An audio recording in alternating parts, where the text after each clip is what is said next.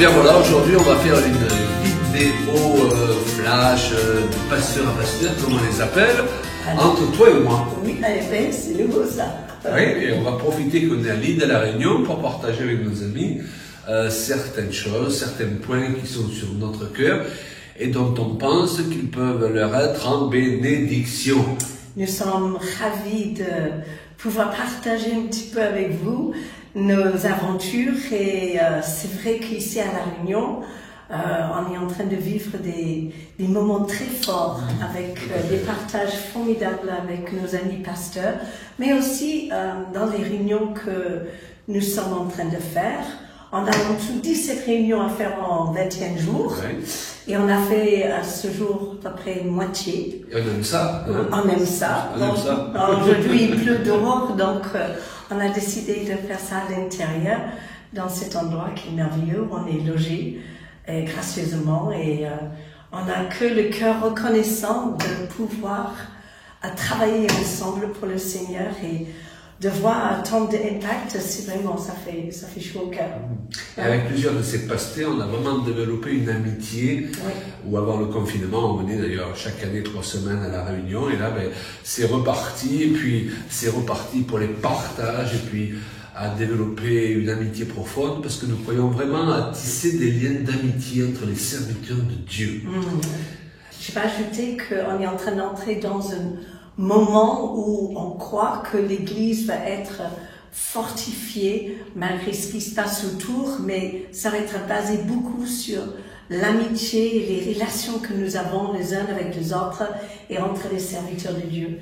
Et ça va faire vraiment toute la différence. Amen, tout à fait d'accord, parce qu'on s'est rendu compte que parfois les gens travaillaient ensemble mais sans se connaître, sans avoir vraiment de relations proches.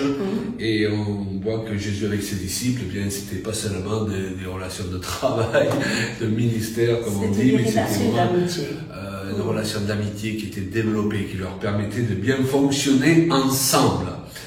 Alors, pendant ces 3 semaines, on a fait des réunions qu'on appelle des réunions publiques, n'est-ce pas, ouvertes à toutes les personnes, et puis d'autres réunions qu'on avait vraiment à cœur et qui consistaient à réunir des responsables, des personnes en place de responsabilité, des gens qui veulent se lever pour servir le Seigneur.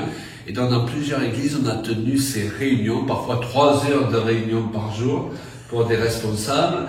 Et on a vraiment ça à cœur, intense, parce qu'on croit vraiment à l'importance de transmettre. Et il y a plusieurs points, justement, qu'on s'était dit qu'on allait développer dans cette vidéo, Julia. On aimerait aborder 4 points, je crois, qui va vraiment vous aider à comprendre ce que nous faisons, mais pas que, mais vraiment des outils que je crois que le Seigneur va utiliser beaucoup dans les temps qui viennent, et pour toutes les églises, pour toutes les personnes qui veulent servir le Seigneur. Et ce sont des points essentiels. Alors c'est parti pour les 4 points.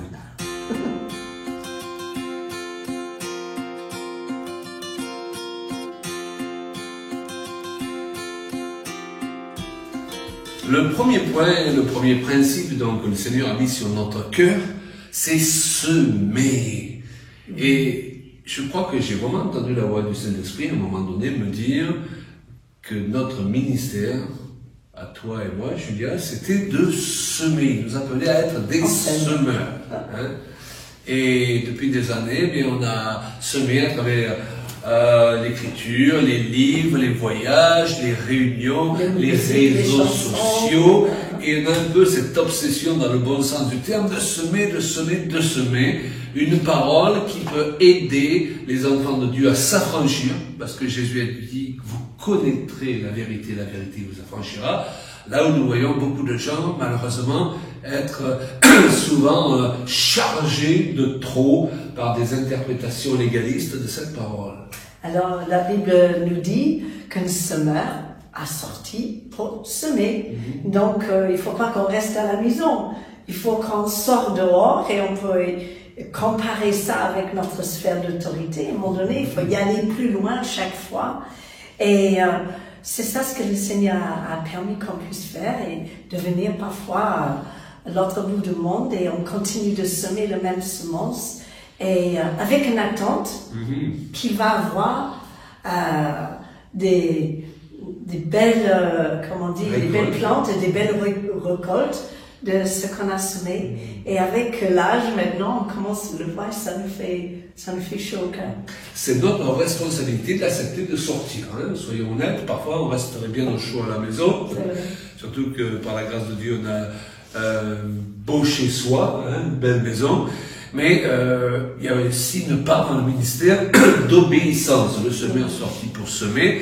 Maintenant, là où c'est notre responsabilité de sortir et d'aller, selon bien sûr la directive du Seigneur, ce n'est pas notre responsabilité dans quelle terre va tomber la semence. Parce que la terre, ce sont les cœurs, et chacun est responsable comment il reçoit. de ce que son cœur est une bonne et une mauvaise terre en fonction de comment il reçoit. Et c'est la parabole que tu as citée, où une partie de la semence tombe dans des endroits pierreux, une autre partie tombe dans les ronces, la semence est étouffée, d'autres la reçoivent momentanément et puis après la laissent s'échapper.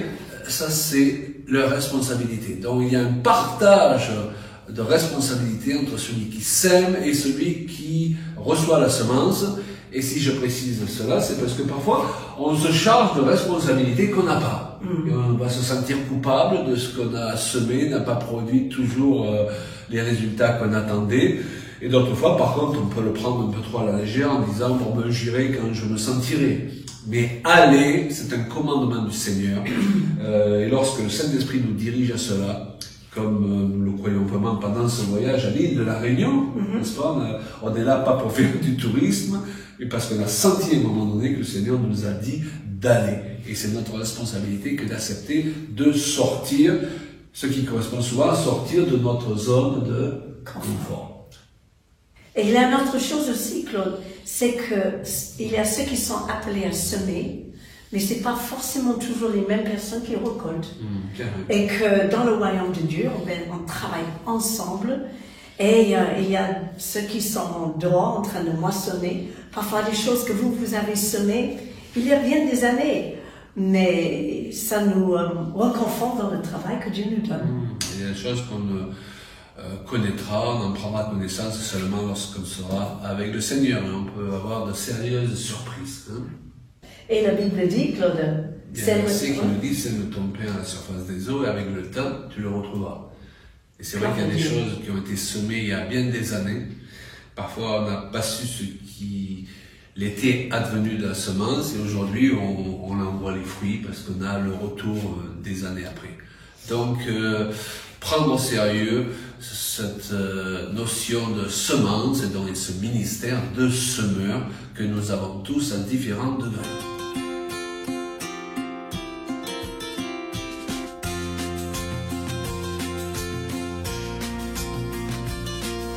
Alors, le deuxième sujet, c'est la transmission. La transmission, c'est quelque chose que nous avons vraiment à cœur.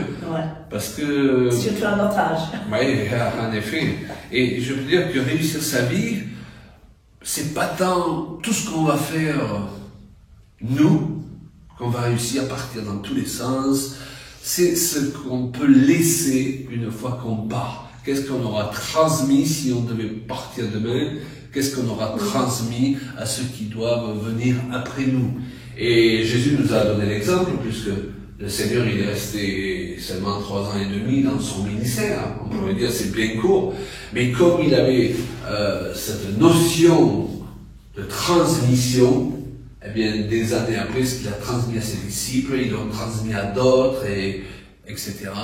Et nous pouvons aujourd'hui encore bénéficier de tous ces enseignements qui se trouvent dans la parole de Dieu, parce qu'au départ, il y a eu transmission. Il a commencé à transmettre à 12 personnes, n'est-ce pas, qui ont pris qui il était, ce qu'il avait à déposer un peu au sérieux, et eux-mêmes, eh bien, ont influencé des milliers de milliers. C'est vrai. Et finalement, dans la vie, en fait, on peut que donner ce qu'on a reçu dans le passé. On ne peut pas donner d'une façon efficace si on copie sur les autres et on essaie de juste faire des choses. Et dans la transmission, le plus important, je crois, c'est vraiment d'être soi-même et de ne pas essayer de faire ou de reproduire ce que d'autres ils ont fait, mais de transmettre vraiment ce qu'on a reçu dans la bonté, la grâce de Dieu, ce qu'on a reçu dans la vie de la part de Dieu. On peut le donner et c'est ça qui va vraiment avoir un impact dans les personnes. Et à leur tour, ils vont pouvoir grandir sur ces bases et à leur tour, un jour, transmettre. Oui. Et transmettre, c'est transmettre une partie de ce qu'on a appris, de ce qu'on sait, c'est transmettre une onction, et c'est transmettre une partie de qui on est aussi. Mais à ne pas confondre, transmettre une partie de qui on est ne veut pas dire qu'on essaye de faire en sorte que les gens deviennent des doubles de nous, des photocopies. Absolument. Dieu n'aime pas les photocopies. Mais à partir de ce qu'on leur transmet, même de l'exemple qu'on va leur donner, parce qu'il ne faut pas hésiter à oser devenir des exemples, hein, c'est pas de l'orgueil. L'apôtre Paul dit à Timothée, prends-moi comme exemple. Et aujourd'hui, dans une société où les gens ont perdu leur repère, et parfois une église dans laquelle les gens ont perdu leur repère, on a besoin d'exemples, de personnes à qui on fait confiance, avec qui on se sent en sécurité et de qui on est prêt à recevoir. Mais justement, à travers ce qu'on transmet dans leur vie, les gens sont appelés à trouver leur propre appel, leur propre identité, leur propre forme de ministère. Et c'est là qu'il ne faut pas se tromper quand on parle de transmission. On n'est pas là pour engendrer des doubles de qui on est, mais on est là pour libérer les gens, si je peux dire, oui, dans qui ils sont et dans qui Dieu a prévu qu'ils soient. Et ça prend un moment d'ailleurs de comprendre vraiment qui on est dans l'appel de Dieu et comment on doit exercer. Mais avec tout ce qu'on a appris par d'autres ministères qui étaient avant nous, et en lisant des livres des vies des serviteurs de Dieu et des personnes dans le passé, ça nous aide normalement à ne pas faire les mêmes erreurs et en gagner du temps. C'est la même chose avec nos enfants, on a essayé de transmettre des bonnes choses de base, des bons fondements. On a prêché beaucoup sur les fondements aussi pendant ces 6 jours ici à La Réunion. Et on essaie de transmettre des bonnes choses, des bons outils pour que eux, ils peuvent les utiliser et être bien équipés. Tout à fait. Chacun sur leur propre chemin. Et la Bible dit justement que Dieu a placé des apôtres, des prophètes, des évangélistes, des enseignants, des pasteurs pour l'édification du corps. Et on peut dire justement pour transmettre des onctions, pour transmettre des connaissances qui permettent au corps de s'édifier dans la complémentarité. Alors, transmission, c'est une des priorités pour l'Église aujourd'hui.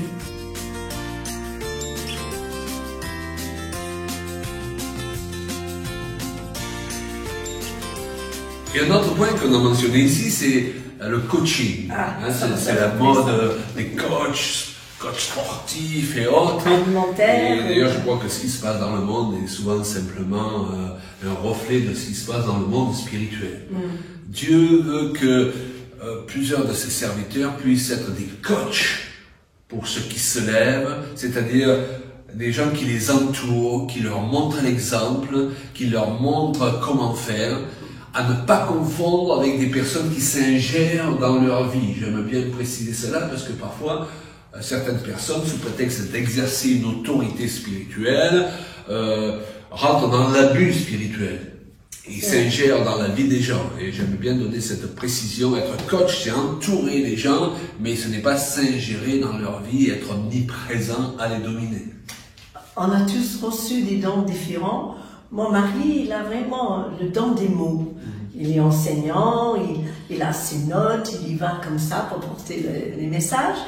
Et je le vois davantage que maintenant on prêche à deux, Claude. C'est que moi, je suis plutôt, je suis dans l'exhortation, je suis un peu plus, et je me vois un peu comme le coach, où je suis là dans le vestiaire avec l'équipe, avant qu'ils sortent sur le terrain, avant que les envoie, de dire, allez les gars, ça va y aller, chacun de vous, vous avez tout ce qu'il faut, à l'intérieur de vous, par la grâce du Saint-Esprit, vous allez réussir dans les choses que Dieu a préparées pour Absolument. vous. Et on a besoin d'être coaché parfois dans notre vie, n'est-ce pas? Il y a des moments où on va être fatigué, où on passe par un moment de grande épreuve ou de fatigue. On connaît quelque chose maintenant. Et on a besoin, dans ces moments-là, de sentir qu'il y a des personnes qui croient en nous, Oui, et qui sont derrière nous, qui sont là à dire, ok, c'est juste momentané, tu vas remonter, tu vas réussir, tu vas aller au-delà de ce que vous sentez à cet instant. C'est bien, Dieu il est content. Et on a besoin de ça. Et un coach, il fait ça. Le coach, il encourage, il stimule aussi, il participe à les fortifier avec l'aide du Saint-Esprit, ces personnes qui lui font confiance. Totalement. C'est un peu le travail du Saint-Esprit d'ailleurs. Absolument. En fait, nous devenons, quand nous sommes dans ce qu'on appelle le ministère, nous devenons une extension du Saint-Esprit. C'est pourquoi il est important, comme je le disais au début du commentaire de ce point, de faire les choses selon la direction, l'inspiration et selon la manière du Saint-Esprit, non pas selon les manières humaines qui font que les relations avec les gens finissent très mal. Parce qu'au lieu d'être des relations de liberté, de respect, d'encouragement, elles deviennent des relations de domination.